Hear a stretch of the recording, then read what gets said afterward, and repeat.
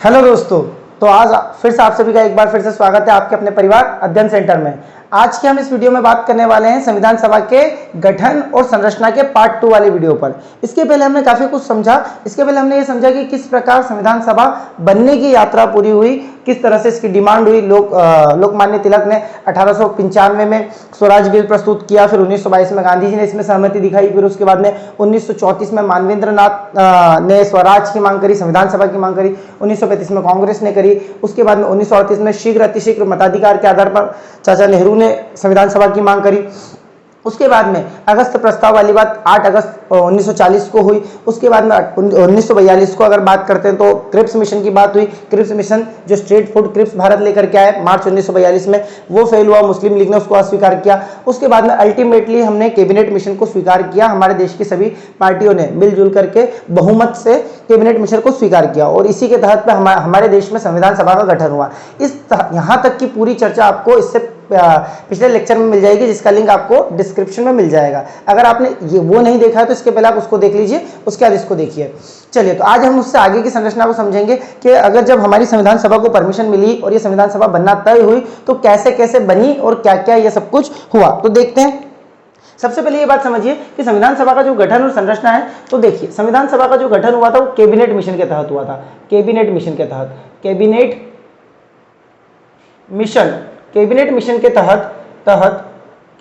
के तहत हमारी संविधान सभा का गठन हुआ। अगर आपसे पूछे संविधान सभा का गठन किसके तहत हुआ तो आप कहेंगे कैबिनेट मिशन के तहत हुआ। इसके बाद में अगर आप बात करते हैं तो इसके लिए क्या हुआ था, तरीका क्या अपनाया गया, तो इसके लिए मताधिकार वैसे तो आंशिक रूप से निर्वाचित थी और आंशिक रूप से मनोनीत थी। आगे इस वीडियो में बात करेंगे हम इस विषय पर, लेकिन अभी बात समझिए कि इसके लिए जो इलेक्शन हुआ था, चुनाव जो हुआ था वो कब हुआ था और कैसे हुआ था। इसके लिए चुनाव हुआ था जुलाई 1946 में। जिस समय कैबिनेट मिशन आया उसी के बाद में इसका चुनाव इलेक्शन हो गया और यहाँ पर संविधान सभा का गठन किया गया। उस समय भारत की जो आबादी थी लगभग 39 करोड़ थी। तो अगर आप देखेंगे टोटल 389 मेंबर्स इसके अंदर शामिल होते हैं और इससे आपको ये पता चलता है कि प्रति 10 लाख लोगों पर एक सदस्य को चुना गया था। मतलब इसका क्या अर्थ होता है कि उस समय जितनी आबादी थी उसमें 10 लाख लोगों में से एक आदमी संविधान सभा में आएगा। उसको किस तरीके से चुनेंगे तो वोटिंग के हिसाब से चुनेंगे। बाकी अभी हम उसके बारे में और डिस्कस करेंगे। पूरी संविधान सभा के कॉन्सेप्ट को अगर आपको समझना है तो इसके लिए हम कहां से शुरू करते हैं, संविधान सभा की पहली बैठक से। तो देखिए संविधान सभा की पहली बैठक हुई थी 9 दिसंबर 1946 को और यहीं से हम हमारा पूरा कार्यक्रम चालू करेंगे। तो संविधान सभा की पहली बैठक, संविधान सभा पहली बार संविधान सभा बैठ रही है, डिस्कशन चालू होने वाला है और ये तारीख थी संविधान सभा की पहली बैठक। ठीक बात है। इसके बाद में हम लोग काफी कुछ इसमें समझेंगे। संविधान सभा की पहली बैठक ये हुई थी 9 दिसंबर 1946 को। इस दिन को ये पहली बार बैठे गए। संविधान सभा के जितने भी लोग थे जिन्होंने संविधान निर्माता जो भी थे वो सब पहली बार साथ में किस दिन बैठे थे तो आप कहेंगे 9 दिसंबर 1946 को साथ में बैठे थे, जिसमें इसे ही हम संविधान सभा की फर्स्ट बैठक कह देते हैं, पहली मीटिंग कह देते हैं। इसके अंतर्गत अगर आप देखोगे तो जब पूरी सभा अगर चालू हो रही थी तो इसमें एक अध्यक्ष होता है। तो पहली बैठक के अंदर एक अस्थायी अध्यक्ष को चुना गया। अस्थायी क्योंकि उस समय पहली बार अगर ये बैठ रहे थे तो अध्यक्ष पहले से तय नहीं था, तो अस्थायी अध्यक्ष तय किया गया। अस्थायी अध्यक्ष कौन थे? अस्थायी अध्यक्ष तो आप इसमें नाम लेंगे डॉक्टर सच्चिदानंद सिन्हा का। Doctor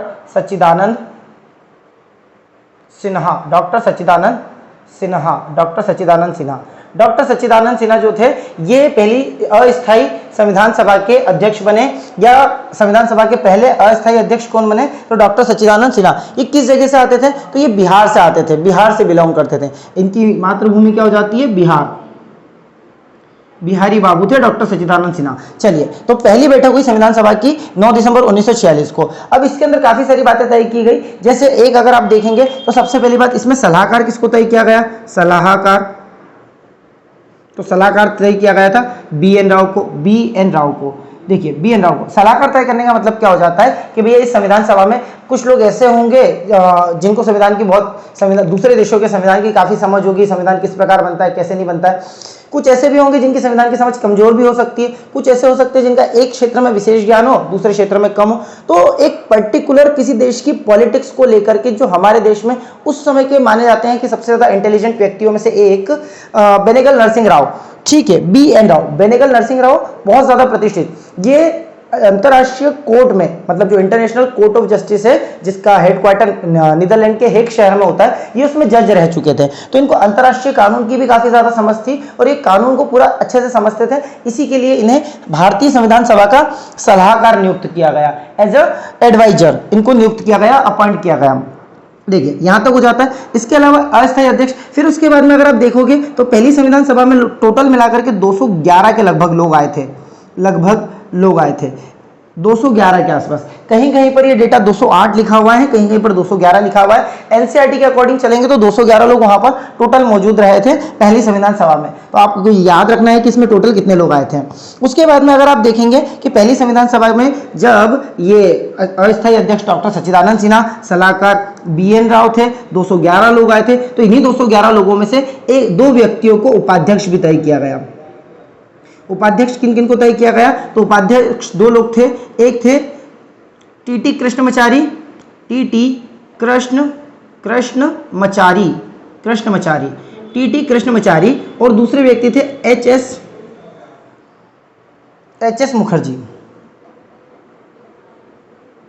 HS Mukherjee. तो TT कृष्णमचारी और HS मुखर्जी, ये दो लोगों को यहां पर उपाध्यक्ष तय किया गया। तो अभी हमने क्या समझा कि भैया हमारे संविधान सभा की पहली बैठक जो हुई थी, मतलब पहली बार संविधान निर्माता जिस दिन बैठे थे 9 दिसंबर 1946 को बैठे। इस दिन अध्यक्ष नहीं था कोई, तो अस्थायी अध्यक्ष एक सबसे उम्रदराज व्यक्ति को चुन लिया गया, जो कि उस समय डॉक्टर सच्चिदानंद सिन्हा थे, जो बिहार से आते थे। इन्हें अस्थायी अध्यक्ष बनाया गया संविधान सभा का। उसके बाद में अगर हमने देखा 211 लोग यहाँ पर पहुंचे थे, और इन 211 में से आप देखेंगे तो TT कृष्णमचारी और HS मुखर्जी को उपाध्यक्ष तय किया गया, तथा इनके अलावा एक व्यक्ति जो बेनेगल नरसिंह राव थे, इनको सलाहकार नियुक्त किया गया। अब यहां पर हम लोग इससे आगे बढ़ने के पहले हम लोग ये समझ लेते हैं कि संविधान सभा बनी कैसे थी, इसमें कौन से लोग कहां से आए थे और कितने कितने प्रकार के लोग थे, तो फिर आगे की बात करने में ज्यादा आसानी हो जाएगी।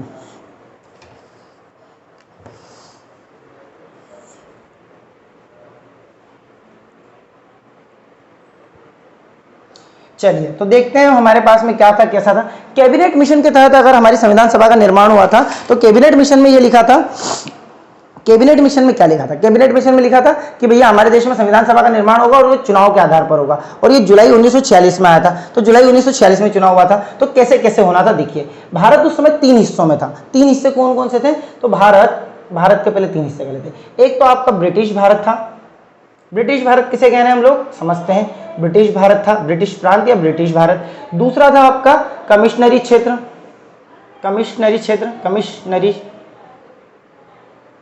क्षेत्र, और तीसरा था आपका कौन सा? देसी रियासतें।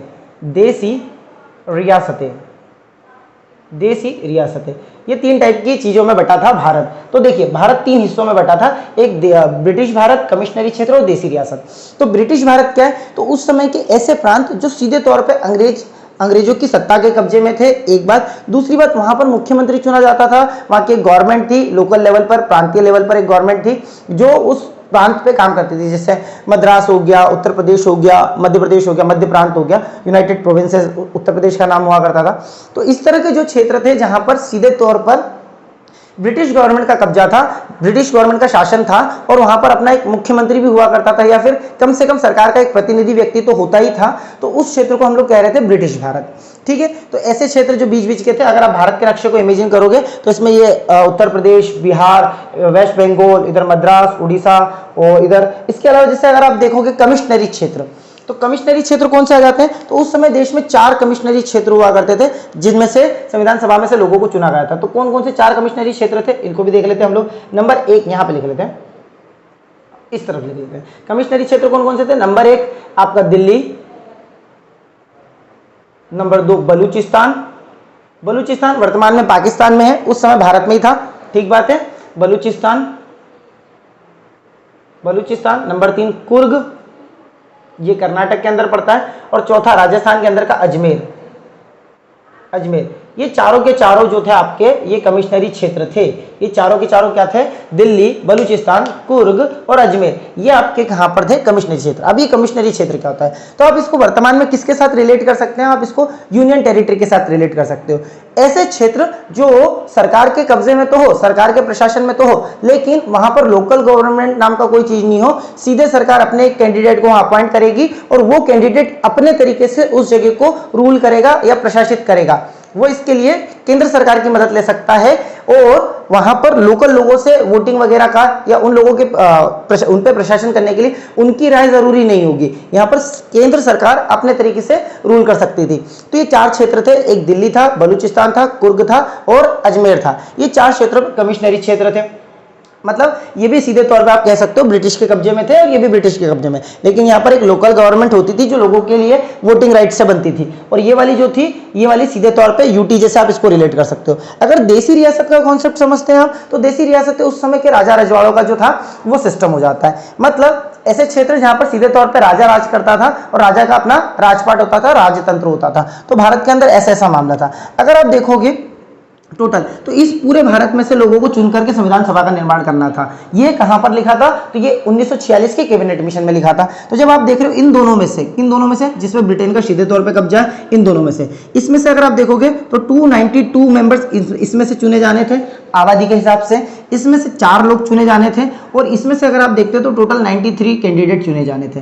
अब कैसे चुने जाने थे? तो देखिए, इन क्षेत्रों में तो किस तरीके से चुने जाने थे? चुनाव करवा के कि भैया आप क्या करवा लो, इलेक्शन करवा लो, जो कैंडिडेट को जनता पसंद करेगी वो ये 292 कैंडिडेट, और इन 4 क्षेत्रों में भी चुनाव करवा लो, जनता जिन्हें पसंद करेगी वो 4 कैंडिडेट आ जाएंगे। लेकिन देसी रियासतों में तो राजा रहते हैं, तो यहाँ पर इलेक्शन करवाना थोड़ा मुश्किल था।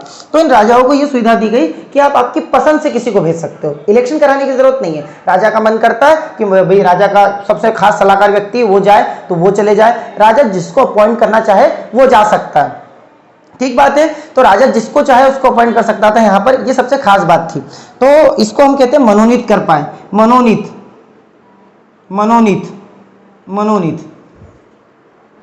यहां पे। तो देखिए, अगर आपसे सवाल बनता है कि हमारी संविधान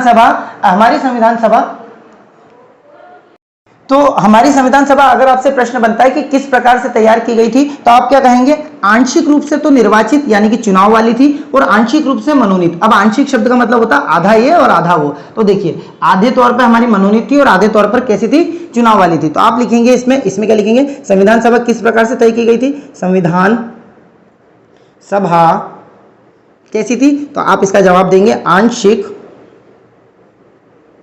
निर्वाचित थी। आंशिक निर्वाचित और आंशिक मतलब होता है आधा, और आधा मतलब एकदम आधा नहीं।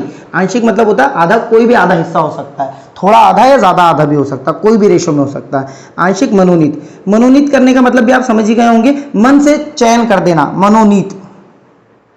तो राजाओं के पास में अधिकार। तो हमारी संविधान आंशिक रूप से निर्वाचित थी और आंशिक रूप से मनोनीत थी। अगर आपसे प्रश्न बने टोटल कितने सदस्य निर्वाचित थे, तो 292 इसके ब्रिटिश भारत के और 4 कमिश्नरी क्षेत्र के, टोटल 296 मेंबर आपके क्या होने थे? इलेक्टेड होने थे, निर्वाचित होने थे, और 93 कैंडिडेट आपके क्या होने थे? मनोनीत होने थे। अगर आप ये डेटा समझ पा रहे हो तो इससे हम थोड़ा सा आगे बढ़ के बात करते हैं।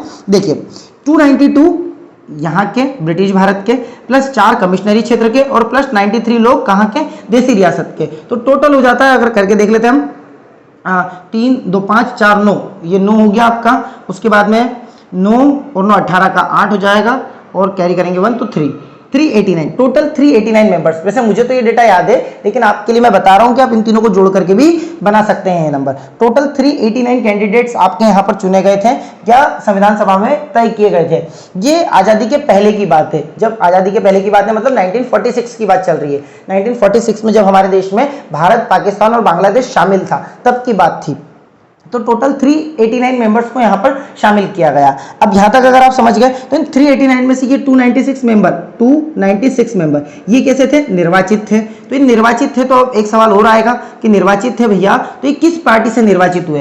क्या सीधे जनता ने किसी भी व्यक्ति को चुन दिया, या कोई पार्टियों ने अपने कैंडिडेट को खड़ा करा और उनके बीच में इलेक्शन हुआ? जैसे आज की तारीख में इलेक्शन होते हैं, बीजेपी, कांग्रेस, आम आदमी पार्टी, तृणमूल कांग्रेस, है ना, AIDMK, तमाम सारी पार्टियां जो है हमारे देश की, ये सारी पार्टियों के बीच में इलेक्शन होते हैं। उसी प्रकार से उस दौर में भी क्या पार्टियों ने अपने कैंडिडेट्स को खड़ा किया या सीधे जनता ने किसी को चुन दिया? तो नहीं, पार्टियों को खड़ा किया गया और सीधे निर्दलीय कैंडिडेट भी खड़े हुए थे जो चुने गए। पर ज्यादातर कैंडिडेट कहां से थे, कैसे थे, अपन इस डिवीजन को समझ लेते हैं। तो देखिए 296 में से आपके 208 सदस्य चुने गए थे कांग्रेस पार्टी से। कांग्रेस पार्टी से, ये तब की कांग्रेस जो आजादी के पहले की कांग्रेस थी, इसमें सारे वो लोग थे जो आजादी के लिए बहुत महत्वपूर्ण सिद्ध हुए थे, तो उसमें से 208 लोगों को चुना गया। उसके बाद में अगर आप बात करते हो तो दूसरे नंबर की सबसे बड़ी पार्टी थी मुस्लिम लीग। मुस्लिम लीग, मुस्लिम लीग, मुस्लिम लीग। और 15 लोगों की अगर हम बात करते हैं तो ये अन्य थे। अन्य थे मतलब ये किसी अन्य दलों से होंगे या फिर निर्दलीय होंगे। ठीक बात है। तो कांग्रेस, मुस्लिम लीग और अन्य दल, यहां पर 3 पार्टी थे। अगर आप इन तीनों का टोटल करेंगे तो 296 आपका निकल के आएगा। मतलब 292 प्लस 4, 296 सीटों पर यह इलेक्शन हुआ था, जिसमें से 208 सीटों पर कांग्रेस, मुस्लिम लीग 73 सीटों पर, 15 सीटों पर अन्य लोग जीते। यहां पर हम मुस्लिम लीग की बात करें तो एक बात और समझते हैं कि पहली संविधान सभा जो कि 9 दिसंबर 1946 को हुई, इसका बहिष्कार किसने किया? तो देखिए क्या हुआ था, मामला यह था कि मुस्लिम लीग ने इलेक्शन के पहले, मुस्लिम लीग को यह कॉन्फिडेंस था कि उनका एक भारी बहुमत आएगा और बड़ी संख्या में लोग उन्हें पसंद करेंगे, जिससे उनका संविधान सभा में एक बड़ा प्रभाव दिखाई देगा। परंतु इलेक्शन के बाद ऐसा हुआ नहीं। मुस्लिम लीग की सीटों की संख्या कांग्रेस की तुलना में काफी ज्यादा कम थी, 208 और 73, बहुत ज्यादा डिफरेंस था, जिससे मुस्लिम लीग और देश की बाकी जनता को भी समझ में आ गई कि अल्टीमेटली लोग कांग्रेस को पसंद कर रहे हैं, ना कि मुस्लिम लीग को। तो इस स्थिति में मुस्लिम लीग ने इससे अपना पल्ला झाड़ने की कोशिश करी और पहली संविधान सभा जो 9 दिसंबर 1946 को हुई, इसका बहिष्कार कर दिया। तो पहली संविधान सभा का बहिष्कार किस पार्टी ने किया था? तो आप कहेंगे पहली संविधान सभा का बहिष्कार किसने कर दिया? मुस्लिम लीग ने कर दिया था। सभा का बहिष्कार। तो देखिए अभी अपन ने बात करी थी ना कि पहली संविधान सभा में कितने लोग आए थे, तो 208 या 211, और ज्यादातर हम 211 को प्रीफर करके चलेंगे। अगर दोनों ऑप्शन आते हैं तो आप 211 पे जाएंगे। अगर दोनों में से 208 ही ऑप्शन है तो 208 पे जाएंगे, दोनों ऑप्शन आते हैं तो 211 पे जाएंगे। ठीक बात है। अगर आप 211, 389 मेंबर्स में से 211 ही लोग आए तो सीधे सीधे 73 लोग तो ये आए ही नहीं थे, क्योंकि इन्होंने तो बहिष्कार कर दिया। तो ये 73 लोग इसमें अवेलेबल नहीं थे। उसके अलावा बाकी लोगों का कुछ पर्सनल काम, कुछ अलग अलग रीजन से वो लोग भी नहीं आए होंगे। तो टोटल मिला के 211 लोग उसमें पहुंचे थे। कांग्रेस के ज्यादातर लोग उसके अंदर पहुंचे थे और अन्य दलों के लोग भी उसमें से पहुंचे थे, ज्यादातर लोगों में से तो पहुंचे ही थे। ठीक बात है। इसके अलावा अगर आप बात करते हैं अपन कि ये किस तरीके से, ये तो बात हो गई आपके संविधान सभा में जो लोग बैठे थे वो कितने लोग थे और किस पार्टी से कितने लोग थे, किस क्षेत्र से कितने लोग थे। ये पूरा मामला आपको अगर समझ में आया होगा तो हम इससे थोड़ा आगे बढ़ते हैं।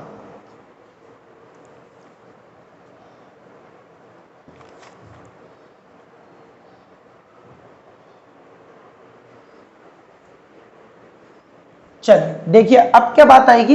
तो पहली संविधान सभा आपको समझ में आ गई कि भैया टोटल 211 लोग वहां पर शामिल हुए और ये 211 लोग पहली संविधान सभा में डिस्कशन कर रहे हैं कि संविधान किस रूप में तैयार किया जाना है, कैसे कैसे बातें होनी है। और पहली संविधान सभा के बारे में जितनी बातें लिखनी थी वो हम लिख चुके हैं। एक बार शॉर्टकट में रिवाइज कर लेते हैं। 9 दिसंबर 1946 को ये 211 लोग 389 में से 389 में से 211 लोग मेंबर्स जो थे 389 में से 211 मेंबर शामिल हुए, पार्टिसिपेट किया। और इन लोगों ने सच्चिदानंद सिन्हा, डॉक्टर सच्चिदानंद सिन्हा को अध्यक्ष चुन लिया। सच्चिदानंद सिन्हा को अध्यक्ष चुन लिया। उसके बाद में अगर बात करते हैं बिहारी व्यक्ति थे। उसके बाद में और आगे की बात करी थी हम लोगों ने। इसके अंदर आप देखते हैं तो अध्यक्ष, उपाध्यक्ष, अध्यक्ष तो हो गए। ये कैसे अध्यक्ष थे? अस्थायी अध्यक्ष थे। अस्थायी अध्यक्ष, ये जरूरी बात है, बहुत जरूरी बात है। किस टाइप के अध्यक्ष थे? तो डॉक्टर सच्चिदानंद सिन्हा अस्थायी अध्यक्ष थे और टी कृष्णमाचारी और एच मुखर्जी को यहाँ पर उपाध्यक्ष तय किया गया। साथ ही साथ बेनेगल नरसिंह राव को उपाध्यक्ष सलाहकार नियुक्त किया गया।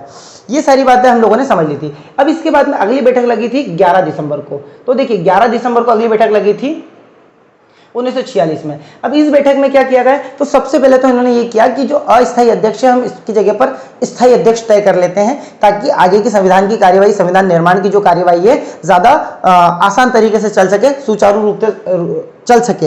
इसके लिए इन लोगों ने एक स्थायी अध्यक्ष को नियुक्त किया। तो सबसे पहले स्थायी अध्यक्ष मतलब 11 दिसंबर, पहले तो ये सवाल आता है कि स्थायी अध्यक्ष की नियुक्ति कब हुई? तो 11 दिसंबर 1946 को हुई, जस्ट 2 दिन बाद स्थायी अध्यक्ष। और स्थायी अध्यक्ष कौन बनाए गए? डॉक्टर राजेंद्र प्रसाद।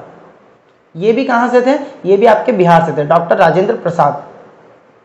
डॉक्टर राजेंद्र प्रसाद, ये भी आपके बिहार से थे। ये कहाँ से थे? तो ये बिहार से थे डॉक्टर। और ये तो सभी ये क्वेश्चन क्या बन गया आपका कि संविधान सभा के पहले स्थायी अध्यक्ष कौन हो गए? डॉक्टर राजेंद्र प्रसाद। और कहाँ से थे? बिहार से थे। और कैसे अध्यक्ष थे? स्थायी अध्यक्ष थे। कब बने? 11 दिसंबर 1946 को। और ये कार्यवाही फिर आगे बढ़ी। इसके बाद में तीसरी बैठक हुई, यहाँ पर स्थायी अध्यक्ष तय हुआ और काफी सारी चीजों को समझा गया और अपना अपना सुझाव रखा कि किस तरीके से हम आगे की कार्यवाही को बढ़ाएंगे। फिर इसके बाद में 13 दिसंबर अगली बैठक कब हुई? इसके बाद में तीसरी बैठक, ये सेकेंड मीटिंग थी और ये थर्ड बैठक थी। थर्ड तो फर्स्ट बैठक लगी 9 दिसंबर 1946, फिर 11 दिसंबर 1946, फिर 13 दिसंबर 1946। अगर आप पैटर्न नोट कर पा रहे हैं तो पहले 9 तारीख को लगी, फिर एक दिन छोड़ करके लगी, 10 तारीख छोड़ दी, फिर 11 को लगी, फिर 12 छोड़ के 13 को फिर से लग गई। तो 13 दिसंबर 1946 को तीसरी मीटिंग लगी। तो एक तो ये प्रश्न बनता है कि भैया ये एक एक दिन क्यों छोटे थे? और ये हमारे मन में बनता है एग्जाम में आए या ना भी आए। तो देखिए ऐसा इसलिए होता था क्योंकि जो लोग संविधान सभा में भाग ले रहे थे, मतलब संविधान निर्माण के अंदर, संविधान सभा के अंदर सदस्य के रूप में नामित थे, उन्हीं में से कई सारे लोग सरकार के अंदर भी शामिल थे। जो अंतरिम सरकार बनाई थी कैबिनेट मिशन ने, कैबिनेट मिशन के 2 उद्देश्य थे ना, एक संविधान सभा का गठन करना और एक अंतरिम सरकार बनाना। तो एक तरफ तो उसने कैबिनेट मिशन ने संविधान सभा का गठन कर दिया और दूसरी तरफ उसने अंतरिम सरकार बनाई। तो अंतरिम सरकार हम बाद में पढ़ेंगे, पहले संविधान सभा का गठन पढ़ रहे हैं। तो संविधान सभा के गठन के समय पे कुछ लोग इसमें शामिल थे और वही कुछ लोग सरकार में भी शामिल थे। तो एक व्यक्ति के पास 2 प्रकार की जिम्मेदारी थी, एक वो अंतरिम सरकार की जिम्मेदारियों का भी निर्वहन कर रहा था, साथ ही साथ संविधान सभा के अंदर संविधान बनाने की प्रक्रिया में भी भाग ले रहा था। तो ऐसे व्यक्तियों को सुलभ हो जाए ताकि वो दोनों काम में अपना डिस्ट्रीब्यूशन कर पाए, इसके लिए सभा एक एक दिन के गैप से लग रही थी। पहले दिन लगी, फिर एक दिन छोड़ करके लगी, अगले दिन इन्होंने अंतरिम सरकार का काम किया, फिर उसके बाद 11 को लगी, फिर 12 को अंतरिम सरकार का काम किया और फिर 13 को लगी। अब 13 दिसंबर 1946 को जब बैठक हुई तो इसके अंदर पंडित जवाहरलाल नेहरू, पंडित जवाहरलाल जवाहरलाल नेहरू ने क्या किया? पंडित जवाहरलाल नेहरू ने उद्देशिका प्रस्ताव दिया। उद्देशिका प्रस्ताव के बारे में हमने कहां पे पढ़ा था? प्रस्तावना में पढ़ा था। तो पंडित जवाहरलाल नेहरू ने उद्देशिका प्रस्ताव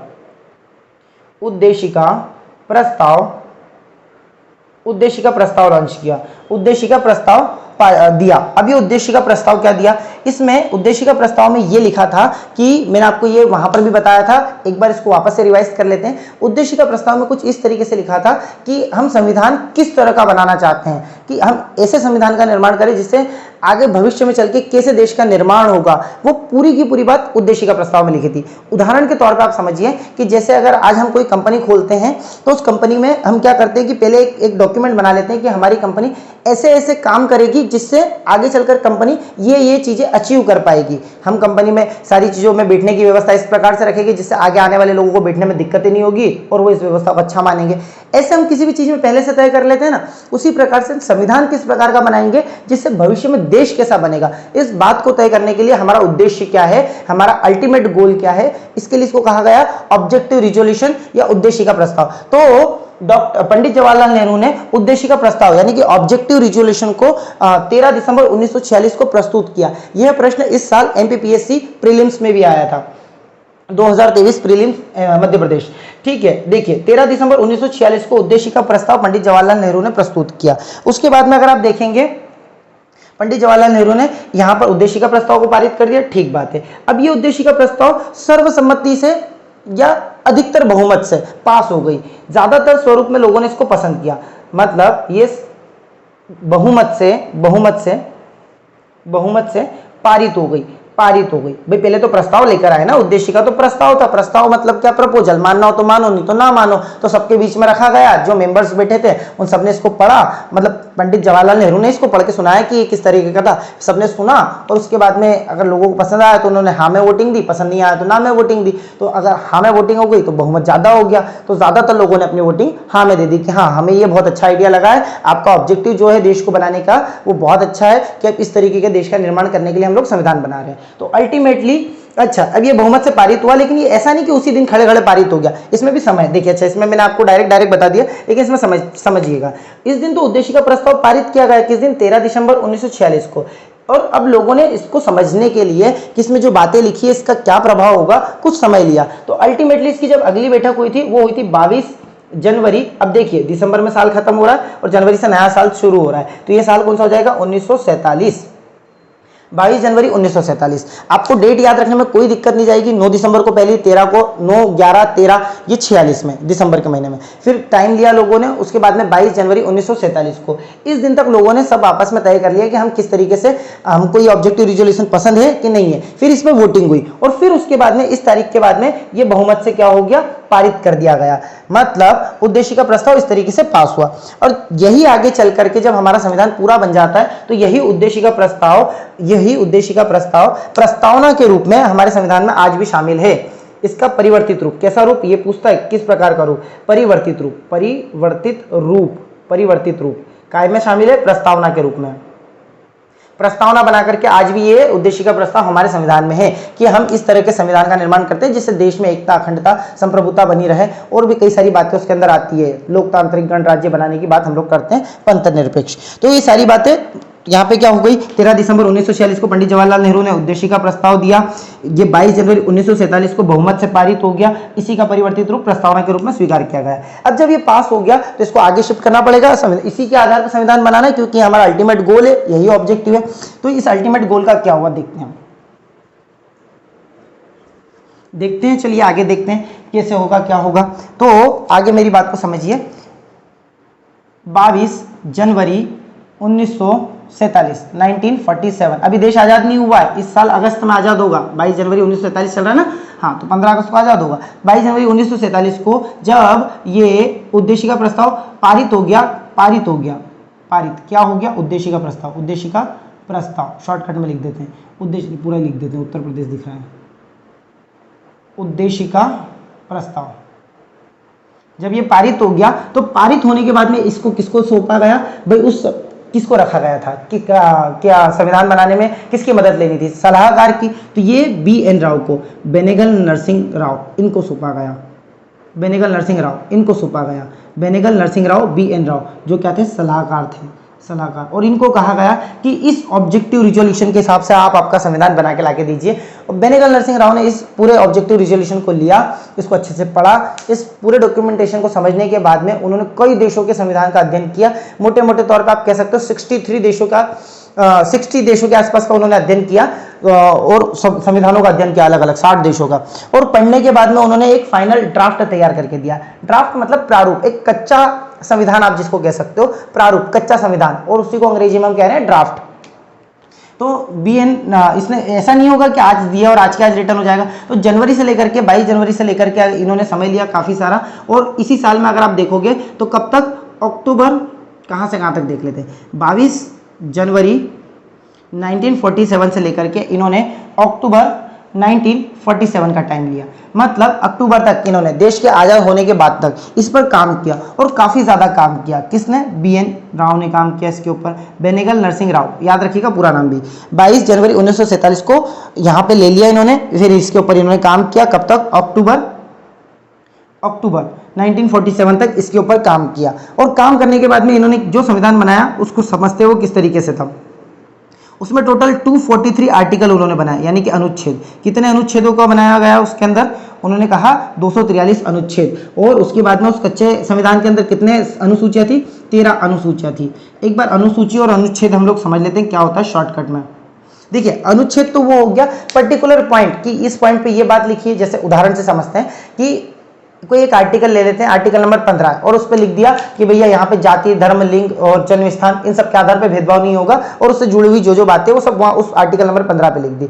लेकिन अनुसूचियाँ क्या होती है, अनुसूचियाँ ऐसे हिस्से होते हैं संविधान के जो अलग से प्री डिफाइन होते हैं कि हाँ ये अनुसूचियाँ हैं, और 1, 2, 3, 4, 5 ऐसे नंबर होते हैं उनके। तो 13 नंबर थी स्टार्टिंग में। और इन अनुसूचियों में वो डेटा लिखा जाता है जो देश के अंदर कंटिन्यूसली चेंज होते रहता है, जैसे पेंशन वगैरह हो गई, भत्ते हो गए, उसके अलावा शपथ हो गई, उसके अलावा आपके राज्यसभा की सीटें हो गई, इस तरह के टॉपिक, भाषाएं हो गई, ऐसे टॉपिक, देश के राज्यों के नाम हो गए, जिनको बार बार बदला जा सकता है समय के साथ में। और उनको बदलेंगे तो बार बार आर्टिकल नहीं बदलने पड़ते, आर्टिकल तो फिक्स हो जाता है, काफ़ी ज़्यादा रिजिड चीज़ होती है। लेकिन अनुसूची को आसानी से चेंज किया जा सकता है। और अनुसूची में जो बदलाव होता है, अनुसूची के अंदर नाम लिखने में जो बदलाव होता है ना, उससे संविधान संशोधन नहीं होता है। हाँ, अनुसूची को ही बदल दोगे पूरा तो बदलाव होगा, वो समझेंगे हम आगे कैसे कैसे होता है। तो अभी आप ये समझिए कि 22 जनवरी 1947 को बेनेगल नरसिंह राव ने संविधान का डॉक्यूमेंट यानी कि उद्देशिका प्रस्ताव लिया। अक्टूबर 1947, इतने महीनों तक तक इन्होंने काम किया। और इसके बाद में इन्होंने ला करके प्रस्तुत किया जिसके अंदर एक प्रारूप ला करके दिया। इसको क्या ला करके दिया? प्रारूप तैयार करके दिया। इसके बाद में इन्होंने प्रारूप ला के दिया, और ये जो प्रारूप ला के दिया, इस प्रारूप को पढ़ने के लिए और प्रारूप को समझने के लिए एक प्रारूप समिति का गठन किया गया था।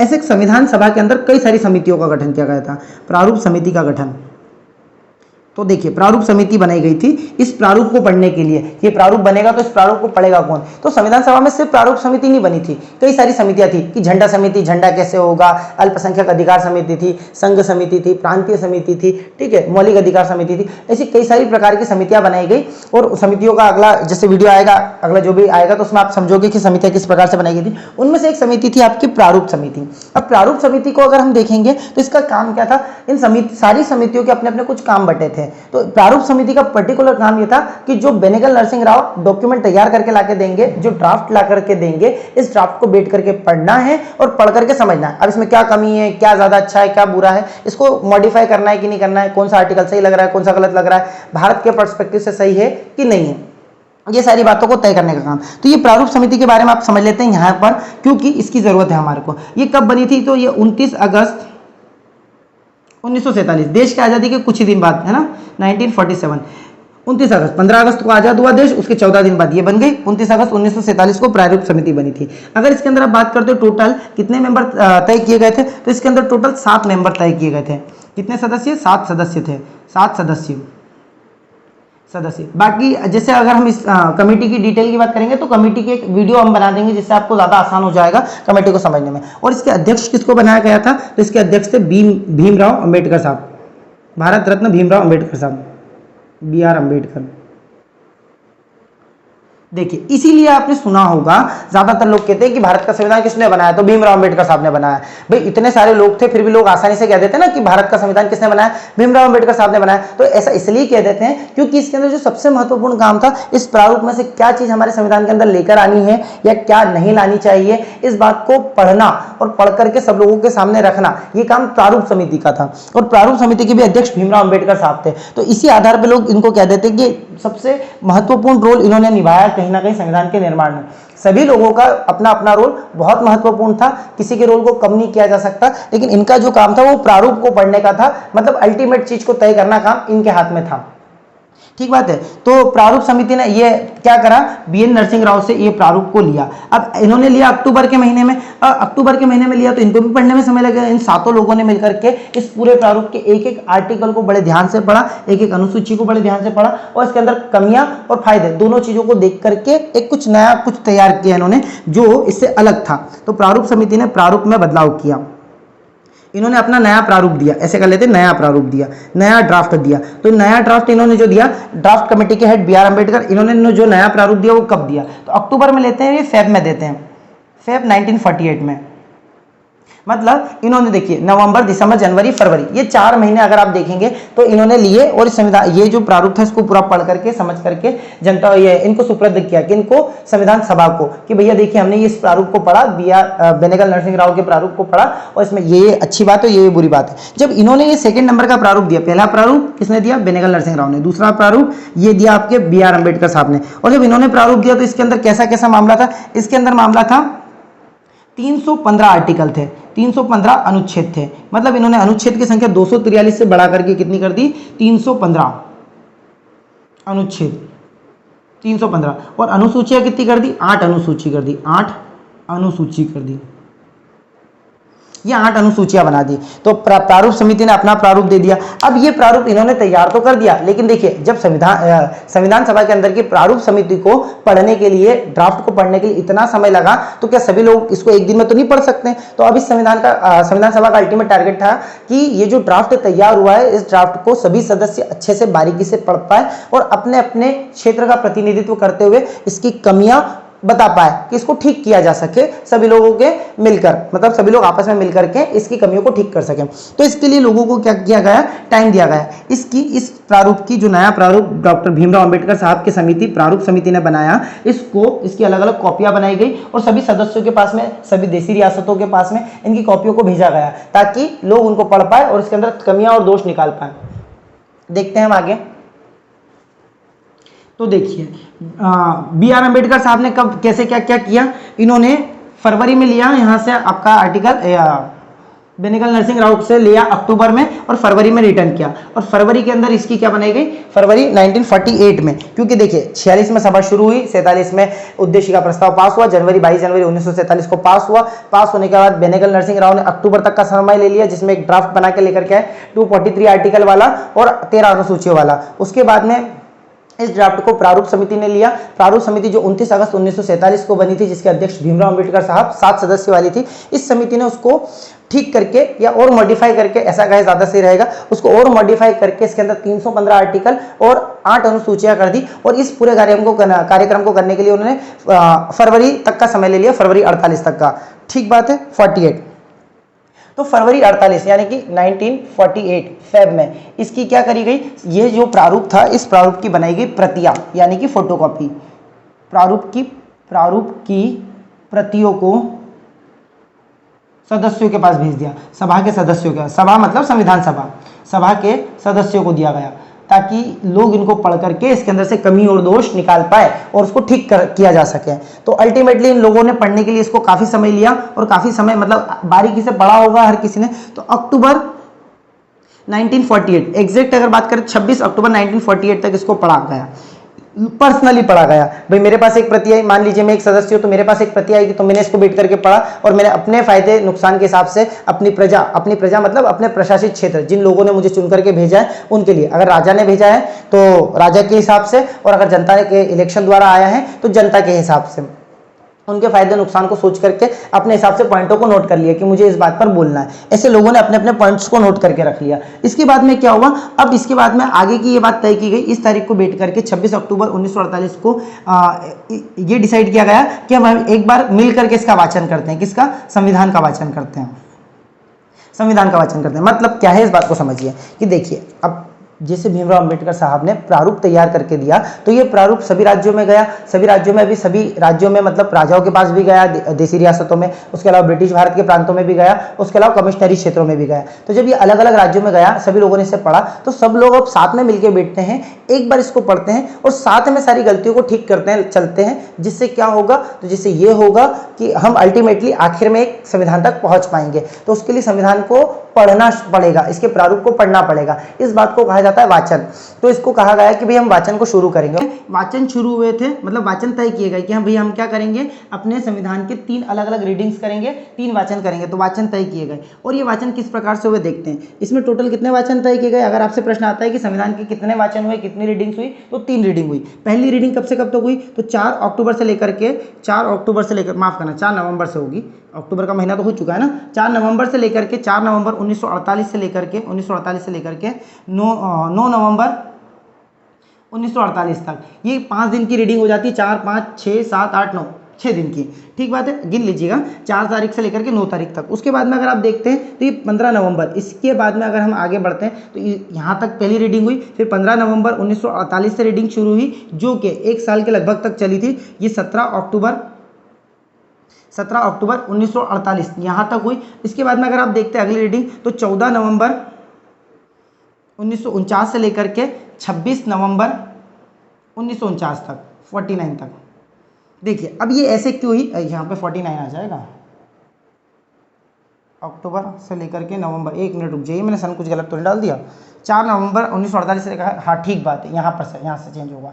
कैसे, ये 48 से लेकर के नवंबर में जस्ट 6-7 दिन की हुई थी, ये लगभग साल भर की हुई थी। तो ये देखिए 48 में, नवंबर 48 में शुरू हुई और अक्टूबर 49 में खत्म होगी। ठीक बात है ना। और नवंबर 49 से शुरू होगी, जब ये खत्म हुई उसके अगले महीने से ये वाली शुरू हुई, और ये भी तुरंत जल्दी खत्म हुई। तो अगर आप देखेंगे बड़े ध्यान से टाइमलाइन को नोटिस करेंगे, तो ये 6 दिन की है, ये लगभग 1 साल की, और ये कुछ 10-12 दिन के आसपास की है, 13 दिन की अगर हम गिन लेते हैं। तो देखिए सबसे बड़ा वाचन कौन सा मिल रहा है आपको, सेकंड रीडिंग। तो प्रश्न क्या बनता है, सबसे बड़ा वाचन कौन सा था, या सबसे बड़ी रीडिंग कौन सी थी। तो सेकंड नंबर की रीडिंग जो थी सबसे बड़ी थी, सबसे बड़ी सबसे बड़ी रीडिंग कौन सी थी? सेकंड नंबर की रीडिंग थी। अब देखिए एक इसका कारण समझ लीजिए कि सबसे बड़ी रीडिंग सेकंड नंबर की क्यों रही होगी। सभी लोग जैसे शामिल हुए संविधान सभा में और उन्होंने अपनी रीडिंग करना शुरू करी, तो उससे हुआ क्या कि पहले एक बार तो क्या पढ़ के सबको सुना दिया गया होगा कि देखिए संविधान में ये फलानी फलानी बात लिखी हुई है, सब लोगों ने ध्यान से सुन लिया। अब दोबारा से पढ़ा गया होगा और बोले भी जिस जिसको जहाँ पे डाउट आ जाए वो वहाँ पे बोलेगा। पहला आर्टिकल पढ़ा, सबसे पूछ लिया, फिर सारे लोगों ने अपने अपने डाउट बता दिए, फिर दूसरा आर्टिकल उस पर डिस्कशन हुआ, फिर तीसरा आर्टिकल उन सब पर डिस्कशन हुआ, और ऐसे करके कई सारी चीज़ों पर डिस्कशन हुआ। तो दूसरे वाले वाचन में क्या करना था? संशोधन करना था, उसको ठीक करना था। तो ये काफ़ी ज़्यादा लंबा रहा। और तीसरे पे जब संशोधन कर लिया तो एक बार फिर से पढ़ के सुना दिया कि देखो अब पहले ऐसा था, फिर हमने ठीक करा, अब उसके बाद कैसा बन गया एक बार इसको भी सुन लो। तो फिर से तीसरी रीडिंग हुई। तो पहली और तीसरी रीडिंग जल्दी जल्दी हो गई क्योंकि पढ़ के सुनाई गई बस, और दूसरी रीडिंग में संशोधन का काम हुआ था। तो इसके लिए सबसे बड़ी रीडिंग जो हो जाती है वो सेकेंड रीडिंग हो जाती है, ये वाली। तो देखिए अल्टीमेटली 26 नवंबर 1949 के दिन पे इस संविधान को पढ़ के सुनाया और सब लोगों ने इसमें सर्वसम्मति से ये पास हो गया। तो इसी के लिए हम अगर कहते हैं कि हमारा संविधान कब कैसे लागू हुआ, लागू होने की बात की, तो देखिए 26 नवंबर 1949 को भारतीय संविधान क्या हुआ? अधिनियमित अंगीकृत, ये शब्द एग्जाम में हूबहू लिखे आते हैं, और आत्मार्पित किया गया।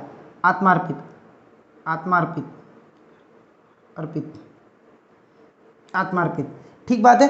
भारतीय संविधान 26 नवंबर 1949 को अधिनियमित किया गया, अंगीकृत किया गया और आत्मार्पित किया गया। साथ ही साथ यहाँ पर नागरिकता से संबंधित टोटल 16 आर्टिकलों को लागू कर दिया गया। 16 आर्टिकल यानी कि अनुच्छेदों को यहाँ पर लागू कर दिया गया इसी दिन से। बाकी पूरा संविधान अगर आपसे कोई पूछे कब लागू हुआ है तो आप इसका जवाब देंगे इसके 2 महीने बाद, 26 नवंबर के बाद में 26 दिसंबर, 26 जनवरी। तो 26 जनवरी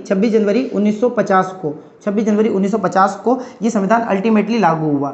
यहाँ तक आ जाता है आपका संविधान लागू। अगर लागू का सवाल आएगा तो इस दिन, और अधिनियमित कब हुआ, अंगीकृत कब हुआ, आत्मार्पित कब हुआ, तो इस दिन का आप जवाब देंगे 26 नवंबर 1949। अब देखते हैं इससे आगे बची हुई कुछ थोड़ी सी बातें हैं, उनको भी समझ लेते हैं। तो देखिए कि जब ये 26 नवंबर 1949 को संविधान बन के आत्मार्पित हुआ, अधिनियमित हुआ, मतलब तैयार हुआ, लागू होने में इसमें समय था, तो ये कैसे कैसे क्या क्या इसको बनाया तय किया गया।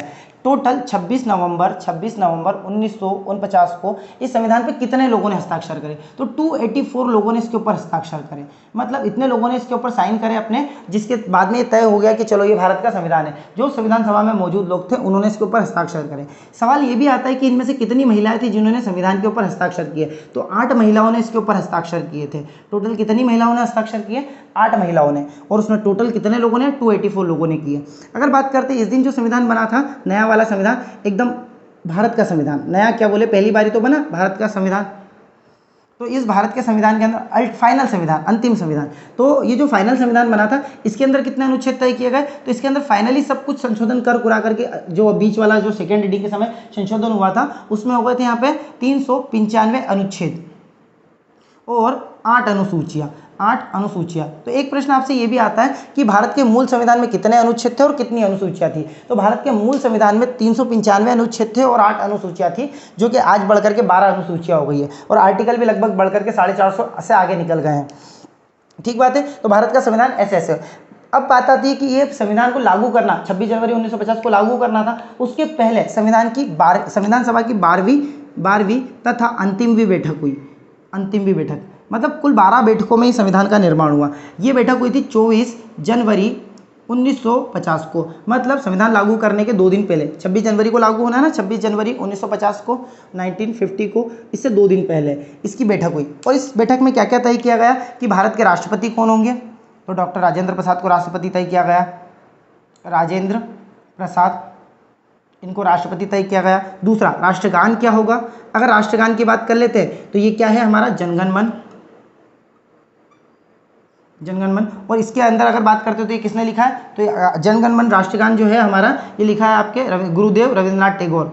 गुरुदेव इनकी उपाधि है, रविन्द्रनाथ टैगोर, RNT, रविन्द्रनाथ टैगोर, गुरुदेव रविन्द्रनाथ टैगोर। इन्होंने अपनी गीतांजलि नाम की किताब में लिखा था, गीतांजलि में, जिसके लिए इनको साहित्य का नोबेल प्राइज़ भी मिला था।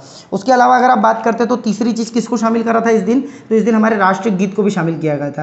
राष्ट्रगीत को, ये कौन सा था? वंदे मातरम। है था क्या? है, आज भी है ना, वंदे वंदे मातरम, वंदे मातरम। ठीक है, तो वंदे मातरम इस दिन तय किया गया और वंदे मातरम किसने लिखा था? बंकिम चंद्र चटर्जी ने लिखा था।